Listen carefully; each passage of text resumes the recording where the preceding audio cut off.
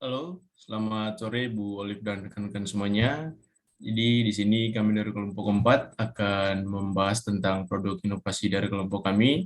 Di kelompok 4 ini kami beranggota 4 orang, di mana dengan saya sendiri, Brian Tambunan, Hariparul Rahman, Muhammad Arik, dan Satya Meranti.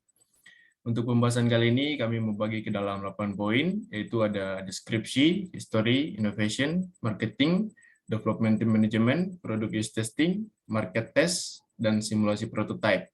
Next.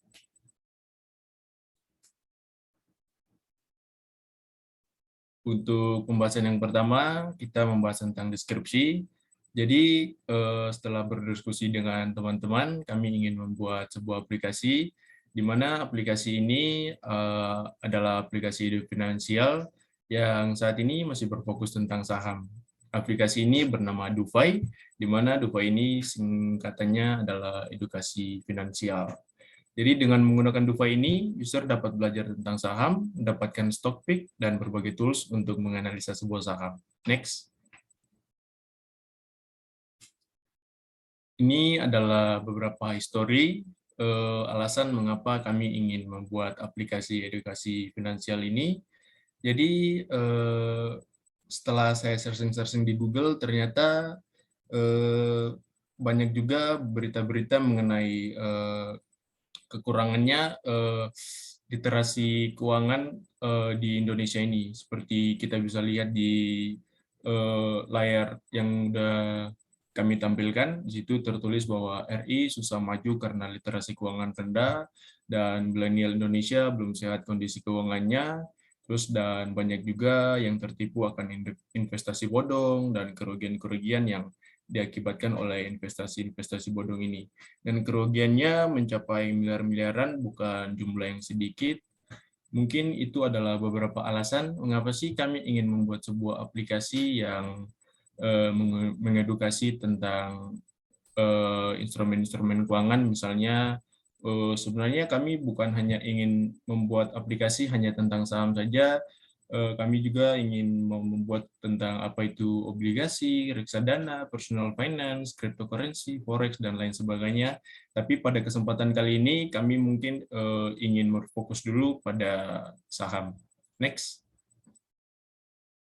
Selanjutnya kita akan membahas tentang inovasi dari DuFi. Jadi DuFi ini ada 3 fitur, ada edukasi, stock pick, dan tools. Pada edukasi, simple itu hanya berbicara tentang mempelajari apa itu saham, apa itu metode-metode yang dipelajari untuk menganalisa sebuah saham, dan lain sebagainya. Next. Nah, mungkin teman-teman tanya, jadi DuFi ini inovasinya apa sih?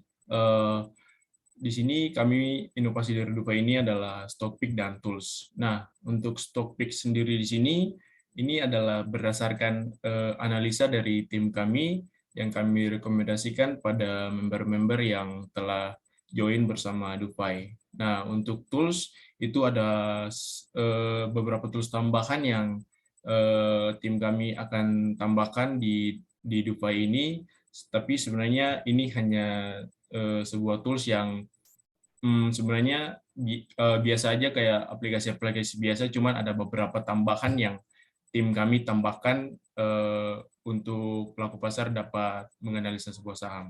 Untuk lebih jelasnya, saya akan menjelaskan lebih lanjut pada simulasi prototipe pada tahap akhir nanti. Untuk selanjutnya akan dijelaskan oleh rekan saya Arik mengenai marketing dan lain sebagainya.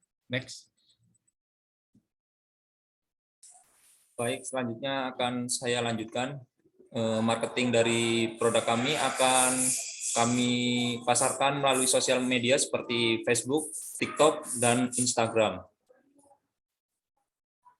Selanjutnya, development team management dari kami, yaitu ada founder Dian Gabriel, CEO founder Hanifah Rahman, CEO Muhammad Arik, dan COO Niwayan Satya Miranti.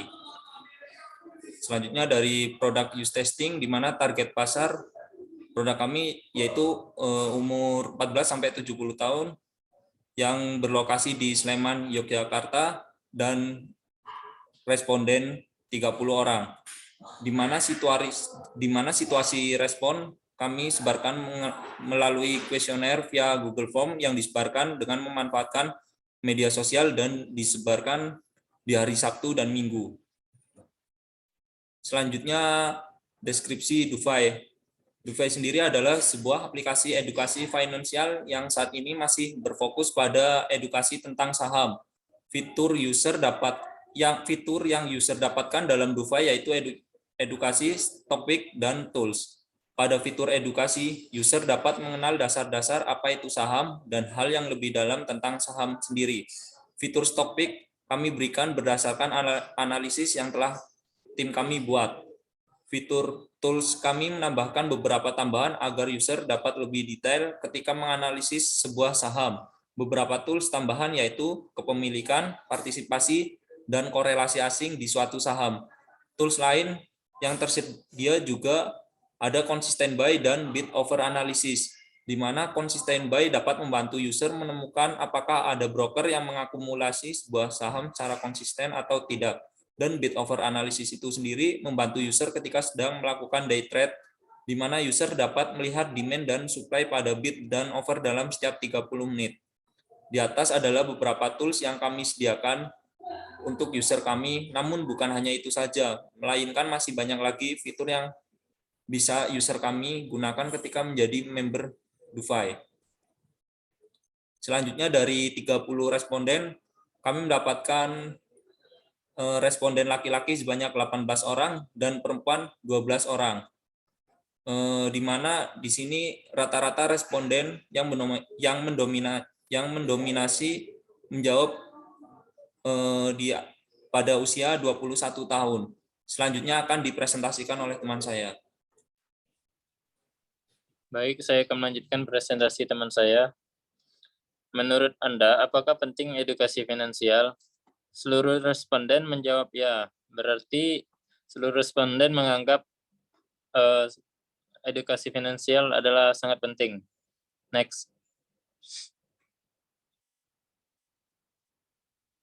Next.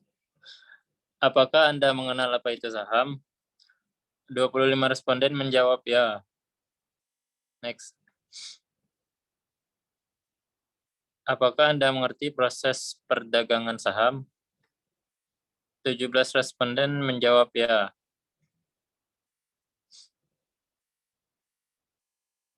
Apakah Anda paham menganalisa sebuah saham? 17 responden menjawab tidak. Berarti lebih banyak yang belum bisa menganalisa sebuah saham. Apakah Anda memahami apa itu fundamental analysis? 18 responden menjawab tidak. Berarti lebih banyak yang belum mengetahui fundamental analysis. Apakah Anda memahami apa itu technical analysis?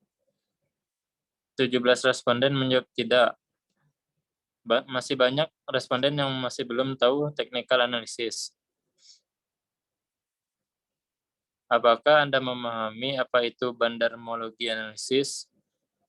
25 responden menjawab tidak. Masih banyak responden yang masih tidak mengetahui apa itu bandarmologi analisis. Apakah Anda seorang tipe investor atau trader? Jawaban masih berimbang antara 15 orang investor dan 16 orang trader. Selanjutnya akan dilanjutkan oleh rekan saya. Di sini saya akan melanjutkan. Pertanyaan selanjutnya, apakah Anda sulit memahami corporate action dari sebuah perusahaan? Jawaban paling banyak yaitu sebanyak 22 responden menjawab ya. Next.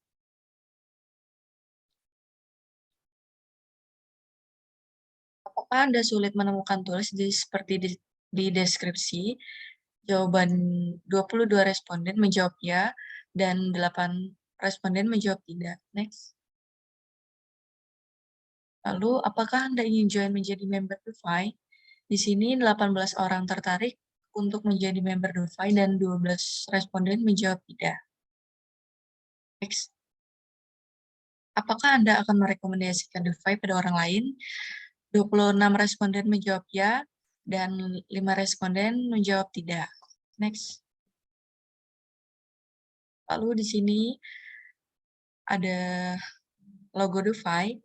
Dengan slogan kalimat positioning ini, kami ingin membawa bahwa DeFi dipandang sebagai aplikasi edukasi yang bermakna, baik bagi pengguna untuk generasi dulu, sekarang, maupun selamanya. Next. Lalu market test kami, yaitu lokasi pengujiannya ada di Yogyakarta dengan metode Zoom meeting dan wawancara secara langsung. Di sini target pengujian kami ya berumur 14-70 orang, seorang investor ataupun trader. Lalu dengan tujuan untuk mengetahui layak atau tidak produk inovasi kami. Selanjutnya akan dilanjutkan oleh teman saya. Oke, baik. Jadi di sini saya akan menjelaskan lebih lanjut tentang simulasi prototype. Jadi kurang lebih ini adalah tampilan awal ketika teman-teman membuka aplikasi DeFi, di mana di situ ada edukasi, tools, dan stock pick. Next. Contohnya kita ingin membuka tentang fitur edukasi, kita tinggal klik saja, next. Nah, setelah diklik edukasi itu, di situ akan tertera beberapa video yang akan direkomendasikan oleh aplikasi DeFi. Contohnya ada basic pasar modal, fundamental analysis, dan lain sebagainya. Nah, untuk contoh kita akan membuka fundamental analysis, klik next. Setelah diklik, ini adalah tampilan yang akan muncul, di mana ini adalah video yang fundamental analysis disarankan oleh DeFi. Next. Untuk selanjutnya ada fitur stock pick. Next. Nah, stock pick ini adalah beberapa stock pick yang direkomendasikan oleh tim kami, di mana di situ contohnya ada Antam, BBCA, BBRI, dan lain sebagainya, dan juga dijelaskan buy range-nya dan stop loss-nya. Misal di situ aja ada sama Antam, buy range-nya dari sekitar 2.400 sampai 2.490, dan stop loss-nya di 2.350 dan 2.310. Next. Selanjutnya adalah fitur tools. Next. Nah, fitur tools ini seperti yang saya jelaskan sebelumnya, ini adalah inovasi dari produk kami, di mana yang kami tambahkan adalah kepemilikan, partisipasi, korelasi, consistent buy, dan bid offer analysis. Untuk yang lainnya, volume, broker summary, RSI, dan lain-lainnya itu bisa didapatkan di aplikasi-aplikasi seperti biasa. Next. Contohnya saja kita ingin melihat tentang kepemilikan. Next. Nah, ini adalah data kepemilikan, di mana setelah kita mengklik kepemilikan tadi, jadi sebenarnya kalau kita ingin melihat kepemilikan asing sama lokal di suatu saham itu sebenarnya bisa, cuman itu dilakukan secara manual, di mana kita masuk ke sebuah website yang bernama KSEI. Di situ akan tertera juga beberapa sih kepemilikan asing atau lokal di suatu saham. Tapi menurut saya itu adalah langkah yang sangat lambat ketika kita ingin menganalisa sebuah saham. Jadi di sini DeFi menyediakan sebuah sistem yang langsung kalau kita ingin melihat berapa sih kepemilikan dan asing dan lokal di suatu saham itu, menurut saya ini mempermudah pelaku pasar dalam menganalisa sebuah saham. Next. Selanjutnya ada partisipasi. Next. Nah, partisipasi ini berbicara tentang seberapa sering sih asing dan lokal itu di suatu saham. Contohnya di situ ada Antam, BBCA, dan lain sebagainya. Misalnya saja di situ BBCA. Nah, asingnya 70% dan lokal 30%. Nah, saya contohkan berarti dalam harian ini misal ada 1 juta lembar saham yang beredar dalam perdagangan hari itu. Nah, partisipasi asing adalah 70% dalam 1 juta lot yang beredar dalam hari itu, dan lokal sebesar 30%. Next. Selanjutnya ada korelasi. Next. Nah, korelasi berbicara tentang ketika asing masuk, itu korelasinya gimana? Ketika asing turun, itu korelasinya gimana? Apakah saham itu naik atau saham itu turun? Nah, ini adalah beberapa contoh dari saham Unilever dan BBCA. Di situ teman-teman bisa lihat bahwa di harga Unilever ketika asing masuk itu harganya cenderung naik, dan yang di bawah saham BCA ketika asing keluar harganya turun. Next. Nah, itu tadi adalah penjelasan tentang kepemilikan, partisipasi, dan korelasi asing. Selanjutnya saya akan menjelaskan tentang konsisten buy. Next. Untuk konsisten buy ini, simply dia hanya berbicara tentang ada nggak broker-broker yang konsisten mengakumulasi sebuah saham pada periode-periode tertentu. Nah, di sini kita bisa lihat pada tanggal 15 Februari sampai 29 Maret 2022, ada beberapa broker yang mengakumulasi saham ini, ada AK, ZP, dan RX. Nah, jadi kalau pada sistem manual, kita tuh bisa cuman harus lewat broker summary, dan menurut saya itu adalah langkah yang lambat.